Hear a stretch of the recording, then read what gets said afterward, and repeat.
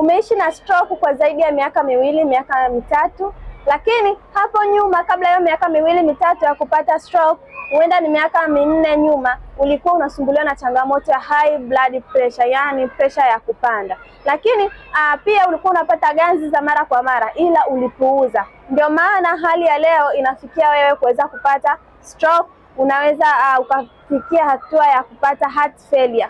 High blood pressure imekuwa ni muuaji wa kimya kimya, kwani watu wengi sana wamekuwa na kufa ghafla. Unasikia tu alikuwa haumwi ila amekufa ghafla tu, ama amepata mshtuko wa moyo amefariki. Hiyo yote ni kwa sababu ya shinikizo la juu la damu.